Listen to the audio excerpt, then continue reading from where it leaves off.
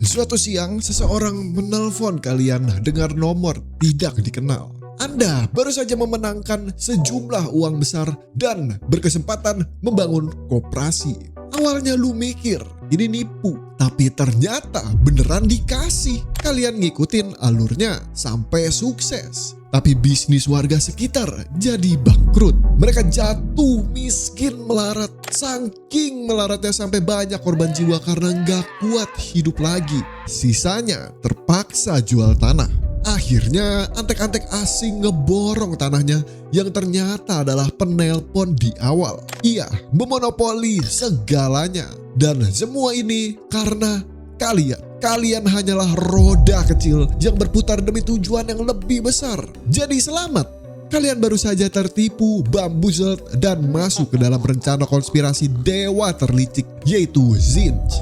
Selamat datang di Gimana Rasanya Ditipu dan Ditolol-tololin Dewa di Warhammer 40k. Yang mana gue bakal bahas hal-hal tentang Dewa Chaos Zinch. Seperti sejarah singkatnya, ulahnya, pengikutnya, dan rasanya ditolol-tololin sama dewa ini. Tentunya secara simpel dan kasual karena channel ini tujuannya entertainment. Teruntuk para penipu di luar sana, Zinch adalah salah satu dewa chaos yang ahli dalam perubahan, sihir, takdir, ambisi, kelicikan, penipuan, dan konspirasi. Ini dewa terkenalnya karena suka nipu dan pakai taktik Yahdudi. Intinya bocahnya bangsat banget dari lahir. Zinch punya ratusan ribu nama atau titel di seluruh galaksi. Ia dipanggil Lord of Change, Lord of Sorcery, Great Conspirator. Di luar suka ngadalin orang, kekuatan sihir terbesar itu dipegang sama Zinch di antara saudara-saudara lainnya di dimensi war. Jadi senjata utamanya itu ya jampe-jampe. Makanya banyak dukun yang tertarik sama Zinch. Para pengikutnya pada dikasih kekuatan sihir sebagai imbalan dari perbuatan mereka.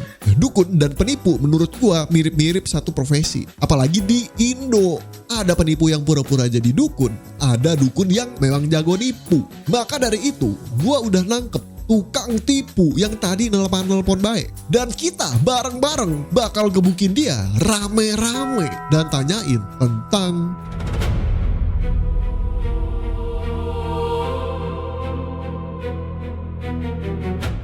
keinginan untuk berubah. Seluruh makhluk hidup yang berakal pasti memiliki sifat ini. Jutaan tahun lalu, saat pengebolan massal, setiap ras yang ada itu memiliki keinginan. Ingin sembuh, punya tubuh fisik, ingin berjaya. Ketika mereka dipertemukan dengan kesempatan, lahirlah hope, harapan. Harapan itu memicu ambisi, dan ambisi memicu berbagai cara untuk mencapainya.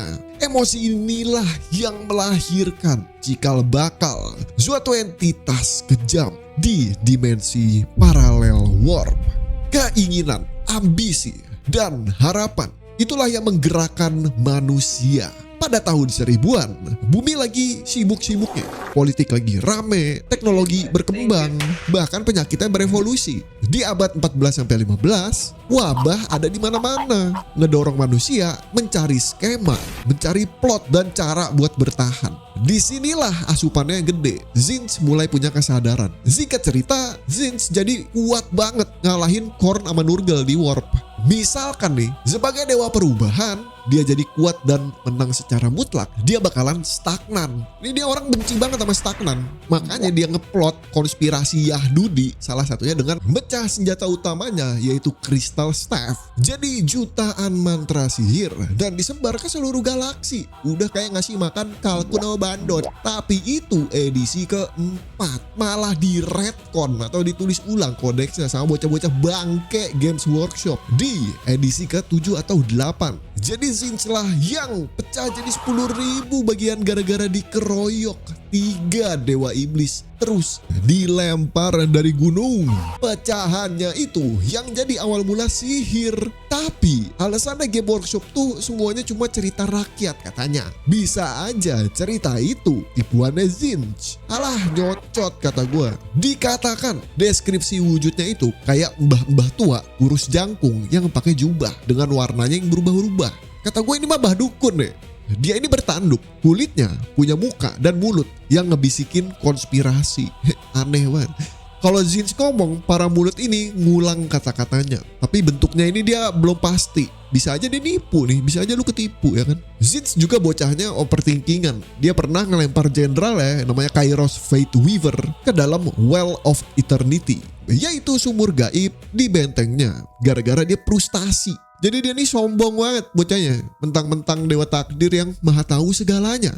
Yang ngerasa udah nyusun miliaran rencana dan konspirasi Wahyudi di galaksi. Tapi kelemahannya dia itu gak bisa tahu masa depan dan isi sumur.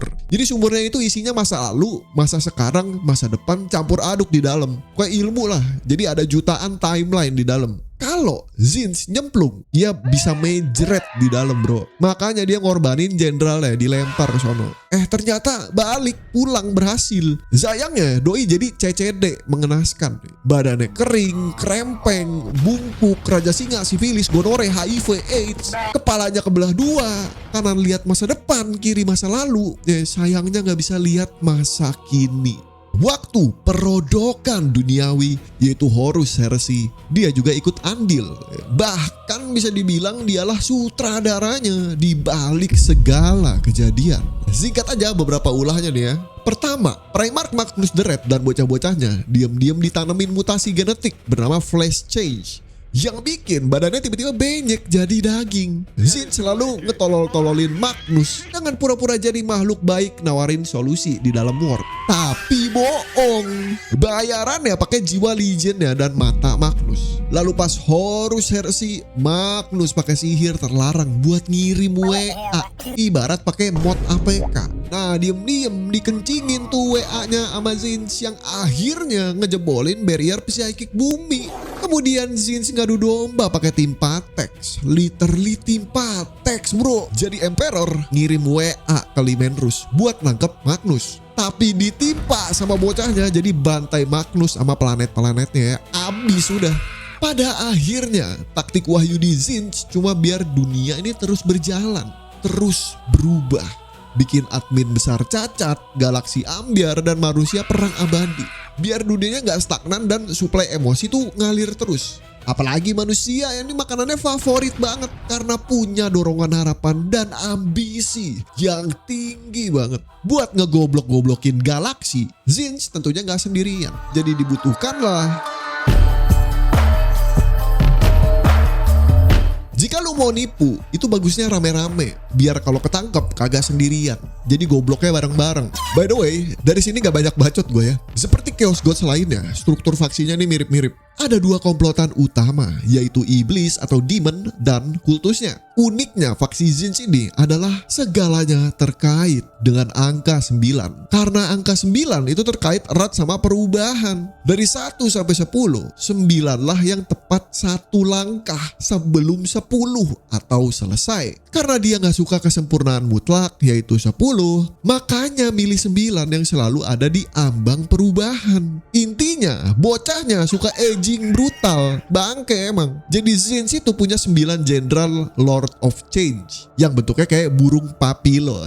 Masing-masing pada nguasain 9 benteng The Fractal Fortress. Setiap benteng punya legion atau angkatan. Totalnya ada 999 legion. Setiap legion punya 9 host atau divisi. Setiap divisi punya 9 choir atau batalion. Lalu satu regu diisi 9 prajurit. Nah krocok-kroconya ini aneh-aneh bro, sumpah. Beberapa yang terkenal, pertama ada Screamer, ikan pari terbang yang akan mengoyak biji kalian. Kalau kerja mereka oke, bagus, mereka bakal dihadiahkan wujud berupa disk kaset yang namanya Disc of Zinch untuk jadi kendaraan para iblis. Yang paling disturbing adalah Flamers. Ini makhluk palanya ada banyak dan nyatu sama badan. Tangan kirinya itu punya gigi dan lidah. Ini absolute freaky. Tangan kanannya bisa nyemburin api of change yang menyebabkan mutasi di badan. Lalu kebakar api ini bukannya panas, malah numbuhin falcon di betis sama leher. Gokil gak tuh? Para Gufiah dan Frikiah ini berdomisili di Maze of Zinch dalam World Coba lu lihat gambar ini. Gua gak bisa jelasin karena kagak paham ini apaan. Berdasarkan deskripsi di wiki juga emang segala makhluk gak bisa paham. Orang iblis Zinch juga pada nyasar di dalam. Jadi ini tuh labirin terbuat dari tipu daya dan konspirasi yang berubah tiap detik. Di tengahnya ada Impossible Fortress. Benteng yang kalau lu masuk, pala lu bakal geter-geter sampai mulut sama bool lu berbusa. Tembok, lantai, dan lain-lain kelap-kelip, gerak-gerak berubah warna, bikin gila. Udah kayak nyimeng bro, kata gua. Nah, tempat boboknya Zinch ada di perpustakaan Hidden Library. Ada lagi nih, perpustakaan Library of Lies yang isinya itu konspirasi dan tipu daya di seluruh galaksi. Buat lu pada yang suka bohong, ngelebihin bayar SPP ke emak lu, hati-hati bro, mampus, kecatet di sini semuanya. Terakhir, kultus Zinch. Orang-orang yang tertarik sama Zinch itu ada tukang tipu, ahli strategi, profesor, politisi, pemimpin, dan lain-lain. Karena Zinch itu dewa ilmu pengetahuan juga. Dan rata-rata itu psyker yang mau join. Karena pengen pada jago sihir. Mereka bilang diri mereka itu murid. Kalau mau diakui dan dapat berkahnya Zinch, harus ngelakuin 9 ritual. Ada orang-orang yang gak sengaja jadi pengikut Zinch. Gara-gara gak sadar dibego-begoin sama dia. Gak kayak dewa chaos lain. Benefit ngikutin Zinch tuh investasi jangka panjang. Berasanya entar. Pokoknya kagak instan. Bocahnya manfaatin butterfly effect dan snowball effect. Tapi tentunya ada efek sampingnya juga. Secara fisik dan secara mental. Jadi langsung aja gue jelasin tentang